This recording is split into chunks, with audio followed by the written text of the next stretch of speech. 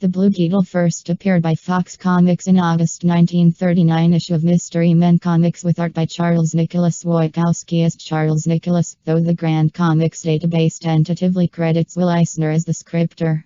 Blue Beetle has starred in a comic book series, comic strip and radio serial, but like most golden age of comic book superheroes, fell into obscurity in the 1950s. The comic book series saw a number of anomalies in publication. 19 issues, issue 12 through issue 30, were published through Holyoke Publishing. No issue 43 was published. Publication frequency varied throughout the run, and there were gaps where issues were not published, with large ones occurring in early 1947 and between mid-1948 and early 1950. In the mid-1950s, Fox Comics went out of business and sold Blue Beetle's rights to Charlton Comics. Charlton published a few sporadic adventures of the Golden Age character before revamping the hero in 1964. Charlton tried 3 times to use the character to carry a self-titled series. 2 of the attempts retained the numbering of the previous title, and were eventually replaced with new titles that carried on the numbering. The new series was short-lived.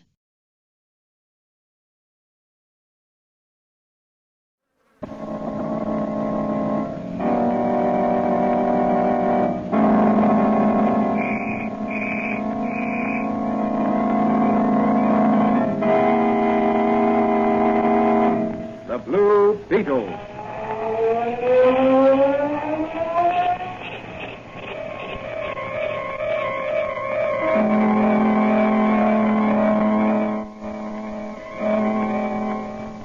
Sweeping down upon the underworld to smash gangland, the friend of the unfortunate, enemy of criminals.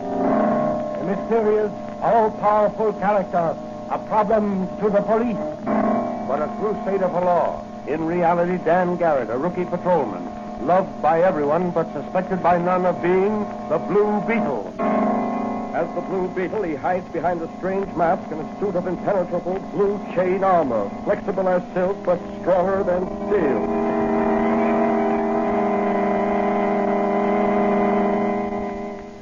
Today's episode of the Blue Beetle is entitled Death Strikes from the East. In the city's Chinatown, sons of the Orient are restless, uneasy. The police department expects war between rival tongues to break out at any moment, and is prepared.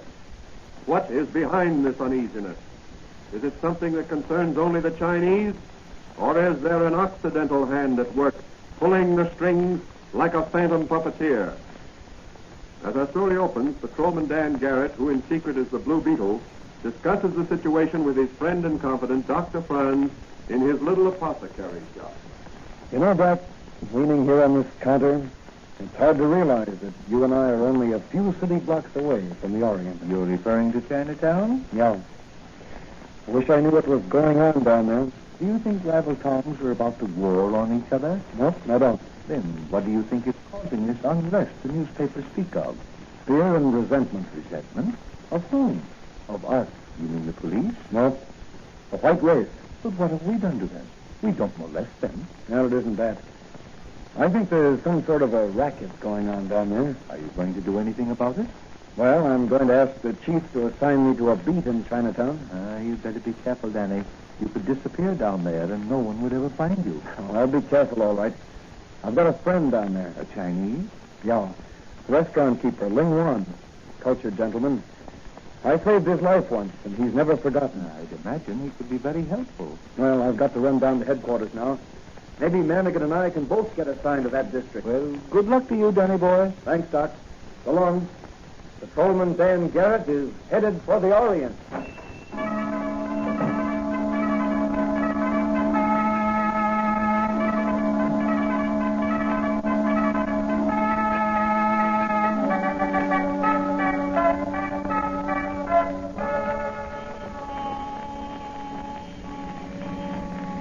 You know, Johnny, it's a wonder to me there ain't more big fires down here in Chinatown. Why, Mike? Well, everything's so congested. How's the fire engine ever going to get through here? Well, I'd be willing to bet that if I should sound the siren on this car, we'd have a clear track ahead almost immediately. Yeah, them babies can certainly scatter in a hurry. Hey, what's that now? That's Bud smashing up that Chinese restaurant. Come on, Manigan. That looks like Ling Wan's place. Hey there, you hearing, Flathead? Lay off or I'll blast you. All right, pipe down. Where's the guy what done this? The whirlwind has struck. Who knows whither the whirlwind goeth? Hey, what kind of talk is that? Whirlwind me eye, it was a bunch of hoodlums. Hello, Ling Wan. Ah, my friend, the Honorable Dan Garrett. After the whirlwind, the face of the sun appears to spread light upon a dark and dreary scene. I'm afraid the face of the sun has appeared too late to be of any help to you, Ling Wan. That which hath been is done. Yeah, but we're the law, and we want to know who done it. Ling Wan, this is my friend and brother officer, Mike Manigan. The devastation which is mine is honored by the presence of a friend of the brave and honorable Dan Garrett. Well, now, we'd like to get the facts in this case. Suppose you let me talk with Ling Wan Manigan, while you make a report on this. I've had a hunch something like this was happening frequently here in Chinatown.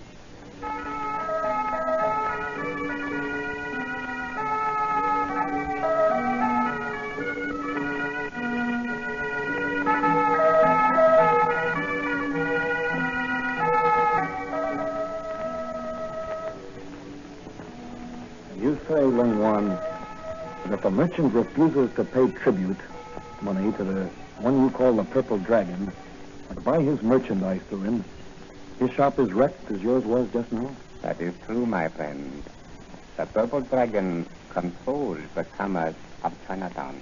But what happens if the merchant still refuses to deal with the Purple Dragon after his place of business is wrecked? Some member of his family disappears. If it is an elder son, he meets the hatchet man in some dark street. With a younger son, he is found strangled. If the merchant has only daughters, one of them is kidnapped and offered as a human sacrifice to please the Tibetan earth goddess. You mean to say that they're actually sacrificed? Killed? There is a ceremonial conducted by the Purple Dragon, which includes human sacrifice. Before the ceremony, however, the victim's hair is cut off and sent to her parents. If a sufficient amount of money is paid, the victim is released. Good Lord, Ling Wan. Why haven't the police been informed of this? One does not seek certain death needlessly. The Purple Dragon spies are everywhere. Well, Ling Wan, you're taking a great risk in having me in your home. But I assure you something will be done immediately to end this state of affairs.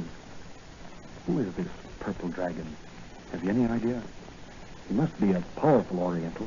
There is a growing suspicion that the Purple Dragon is not of our race, but of yours. What? A white man?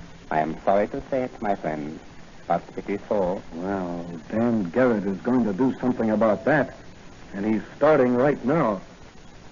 I've sworn to uphold the law, to serve justice, to drive every crooked racketeer from this city. This extortion racket must be smashed.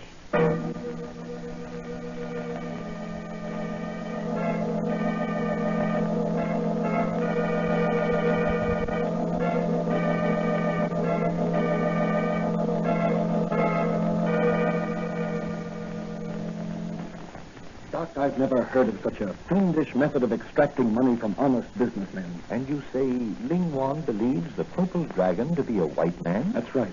He must be a very rich man. Yes, I imagine there are very few who refuse to pay tribute or to purchase their supplies through that crook. Well, so far as you know, the Purple Dragon has confined his extortion activities to Chinese merchants. Yes. I feel certain that if his operations extended beyond the confines of Chinatown, the police would have heard of it. I wonder what the X is about. Well, just a minute, Doc. I'll buy a paper. Read all about it. Commissioner Warren's daughter kidnapped. Here you are, boy. Yes, sir. Thank you. Read all about it. Well, what do you know about this, Doc? Well, what is it, Danny? Commissioner Warren's daughter was kidnapped last night as she left a dance at the casino. Commissioner Warren? Yes, the commissioner of markets. I wonder what's back of that. The kidnappers can't expect to get much money out of Warren. He's not wealthy. No, and he's one of our most efficient officials. Say, you don't think... Well, what is it, Danny? I'm going over to Commissioner Warren's house and make a little investigation. Hey, what's that? Someone just threw a stone through the store window. Oh, here it is. There's a note tied to it. Well, what does it say, Danny? It says, devastating tornado descend upon honorable place of business. If inquisitive patrolman Garrett extend nose into Chinatown. And it's signed the Purple Dragon. Let me see that note. Yeah. Apparently written with a brush, such as Chinese use. Yes. But it wasn't written by a Chinese. What do you mean? Chinese writing is distinctive. The technique of Chinese brush writing is such that even if the Chinese were writing in English, the brush marks would be distinctively Chinese. This note was written by a man who at one time might have lettered addresses on shipping cases. A shipping clerk, I would say. Well, that's very interesting, Doc. The Purple Dragon, or whoever writes his notes for him, is a white man. Well, Doc, this note spikes my guns. I can't endanger you and your business. Oh, don't be silly, Daddy. Don't be silly. Your duty comes first. I can take care of things here. And just let somebody start something. There are things in my laboratory back there that will make them wish they'd stayed away. Well, I've got to be going, Doc. Take care now and don't worry. I'm not going to Chinatown. My next call is in the opposite direction.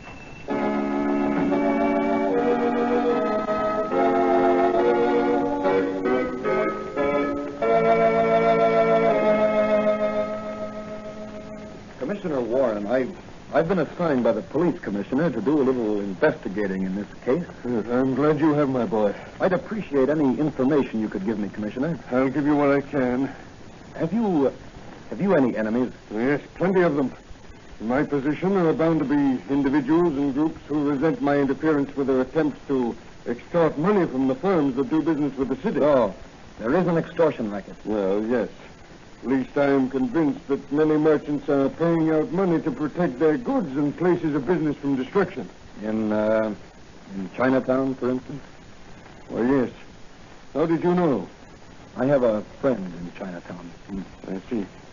Well, to be frank with you, I've been conducting a quiet investigation down there. You think your daughter's kidnapping is in retaliation? I'm certain it is. Why? Now, this note, I received it about an hour ago. Here, read it. The Tibetan Earth Goddess is angry. You are interfering with her plans. Unless you cease your efforts, you will never see your daughter again. Signed, the Purple Dragon. This note was written by a white man also. Beg pardon, what did you say? Oh, I said this note was written... Excuse, please. Messenger leaves package for Honorable Commissioner. Thanks, Ling Chow. Who was it? Ling Chow, no see. Messenger, push button, leave package on doorstep, run away. All right, Ling Chow, you may go. Better not open that, Commissioner. Might be a time bomb or some type of infernal machine that'll explode when opened. It doesn't feel heavy enough. Any sound of ticking? Not that I can hear. Better let me have that package. I'll open it. You stand over there. Now be careful, Garrett. Boss can't afford to lose men like you know. Thanks, Commissioner. Well, here goes. What is it? A box full of golden hair. My daughter. Her hair is that color. You don't think that... Oh, no, she's not dead yet, but something will have to be done quickly, and I'm going to do it. What are you going to do, Dan? I've got a hunch, and I'm going to play it. What can I do to help? Call up the Income Tax Bureau and find out, if you can, which 2 or 3 persons in the city showed the greatest increase of income last year. Also, find out anything else you can about them. When you get the information, phone it to Dr. Franz or to me at his shop. I'm certain that one of these persons will prove to be the Purple Dragon.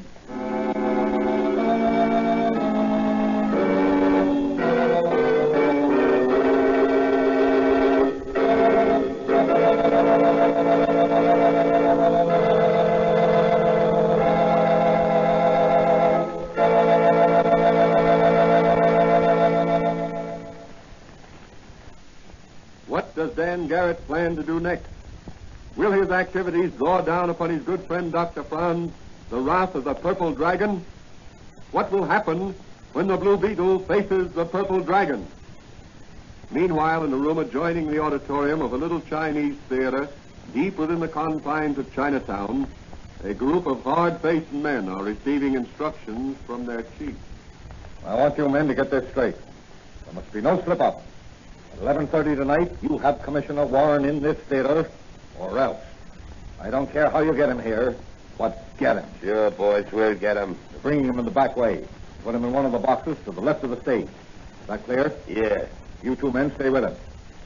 Tell him if he makes a move to escape, he'll never see his daughter alive again. You got that straight? Yeah, we got that straight. Well, and you leave the rest to the Purple Dragon.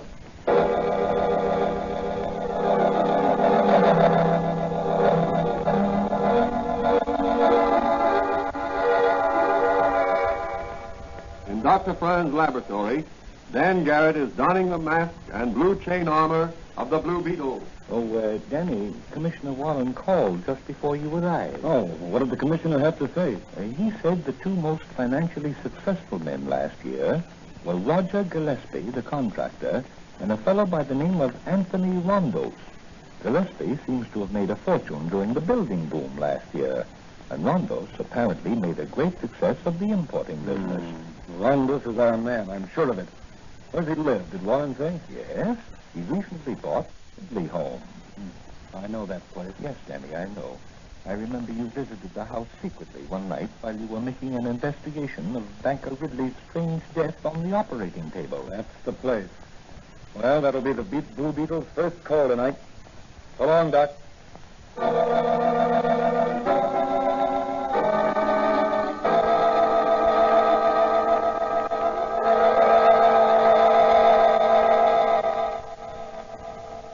Yes, this is Rondos.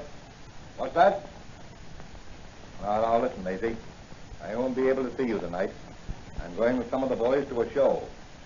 A Chinese masquerade. What? Why, I'm going as the Purple Dragon. Yeah, ain't that something? Yeah. Yeah, well, goodbye. I got to get going.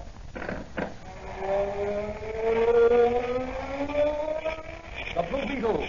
Yes, Mr. Purple Dragon, alias Tony Rondos, extortionist and blackmailer, the Blue Beetle. Oh, you're wise to my racket, yes, and I'm going to end your racket tonight. That's what you think. But no one is going to end my racket tonight or any other night. I'll not bother to shoot. Your bullets can't pierce this chain armor I'm wearing. The Blue Beetle is... Oh, my throat. Good work, Wang Pao. Hold the silken cord tighter around the Blue Beetle's neck. And that's enough. He's gone under. Let him drop. Is the Blue Beetle dead? I don't know, but tie him up and throw him in the vault downstairs. Oh, here. Here's $100. Buy yourself a new opium pipe. I'm going down to Chinatown. I'll deal with the Blue Beetle later.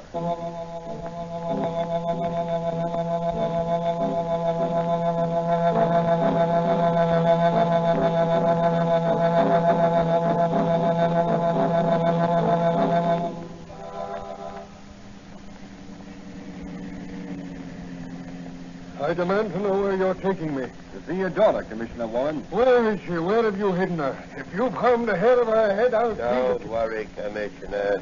She ain't dead yet. Her hair's a little short since the Purple Dragon cut it off. But that wasn't necessary for the part she's playing tonight. Part? What part? She's playing a part in a Chinese play. What sort of a game is this? My daughter's not an actress. Let me out of here. Quiet, Commissioner, if you want to see your daughter again. Alive. All right. What is it you want? The Purple Dragon wants you to resign as Commissioner of Markets. What? Never. I've sworn to protect the merchants of this city against extortion rackets, and I intend to do it. Better think it over, Commissioner. This part your daughter's playing is awful dangerous. Come on, Commissioner. This is the place. In you go. Maybe you'll change your mind when you see the play.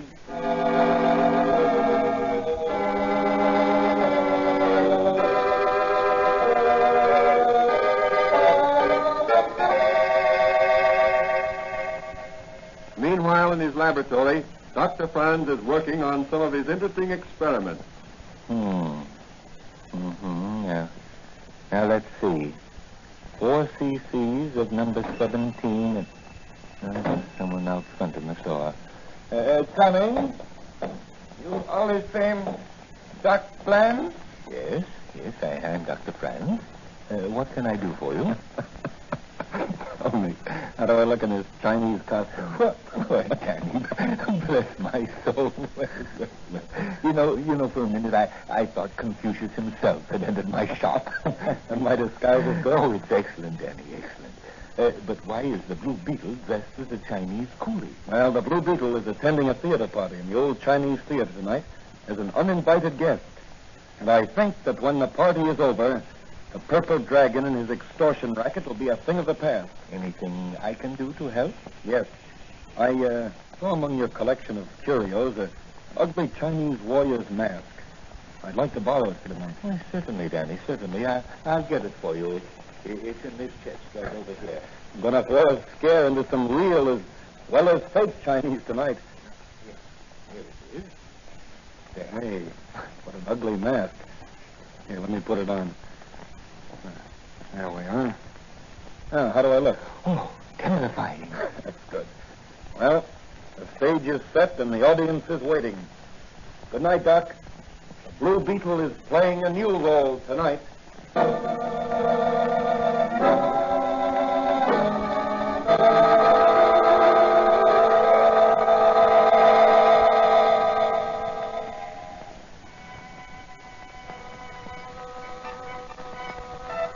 In a dimly lit auditorium, a hushed group of Chinese merchants await the performance they have been ordered to attend. In a box at the left of the stage sits a man, apparently the only Occidental present. Beside him sit two grim-looking individuals in Chinese costumes. A strange power seems to hold the audience hypnotized as the curtain begins to ascend and reveals a large altar in the center of the stage, surrounded by lighted candles.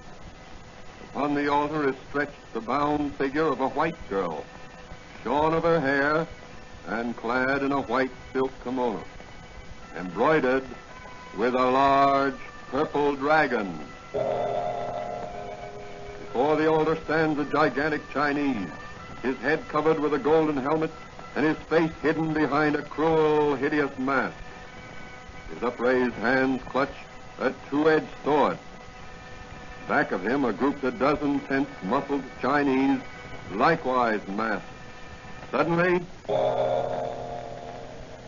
mighty Tibetan goddess angry, the white infidel has defied her will, so Tibetan goddess must be appeased.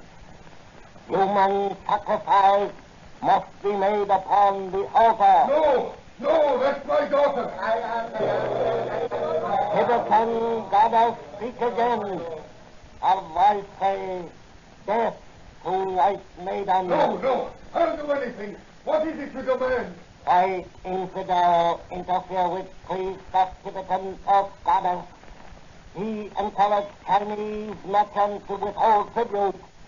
I please Purple Dragon demand you resign from high office.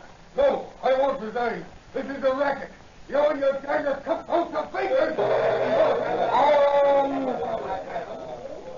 3 times of goddess has spoken. Her verdict is death to white maiden. Only her blood upon this altar will appease of goddess. The Blue Beetle. Yes, the Blue Beetle. Reincarnation of the Oriental God, the final judgment. It's the Blue Beetle, that crazy Chinese mask up here. Oh, here's a fake. The real Blue Beetle is in the vault of my home. When Chow put him there. Oh, goddess imprison. He calls for sacrifice. Oh, goddess, I give you your... Drop that sword or I'll blast you with my magic ray. The word of goddess is in ruling. He cannot be touched. Ruling gives us goddess for sacrifice. Get the Blue Beetle. You ruin our racket. Oh, hey, Bugsy, bring 10. One pound on all of you. Real Chinese, fake Chinese. I can handle you all. This is for you, Muncie. There goes that masked purple dragon. And here you go. And here to pieces. Hey, come on, let's get out of here. The cops are... No, you don't. There'll be room for you in the wagon. Look out, Blue Beetle, that Chinese, the sword. That will take care of you. These Chinese devils are sword. Thanks, Commissioner, for the warning. Hey, you merchants in the audience. Here's your chance to clean up your own racket. Go do it, China. Clean out the rats that have been infesting your vessel. No more will the purple dragon take the sword of human sacrifice over your head. He has been unmasked by the Blue Beetle. The Blue Beetle's work is done.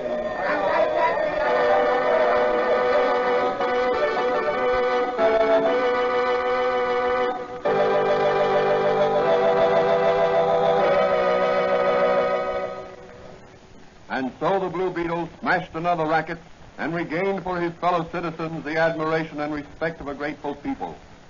Later that night, the Charlton Dan Garrett, no longer in the costume of the Blue Beetle, sits in Dr. Franz's laboratory discussing the case with Dr. Franz. Well, Danny, what gave you your first clue? The package of hair the commissioner received. And to think that such things can be. Why didn't some of those Chinese merchants report this racket to the police? Fear of vengeance. You know, Doc, fear is the greatest enemy of mankind.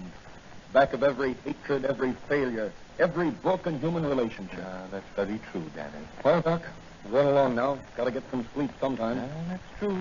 Patrolman Dan Garrett has to rest if the Blue Beetle wants to fly. Good night, Doc. I'll drop in tomorrow and see how you're coming along with that new portable television set you're building.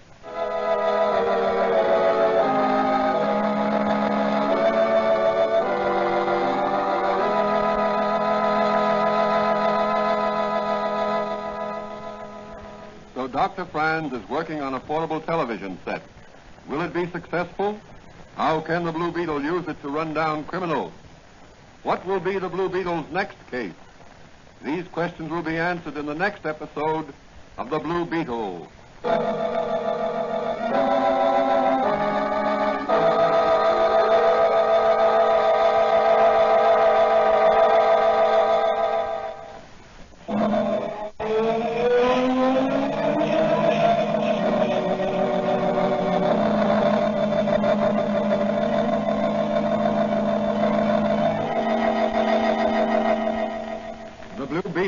Copyrighted Fox feature appearing in Mystery Men Comics magazine on sale at your newsstand.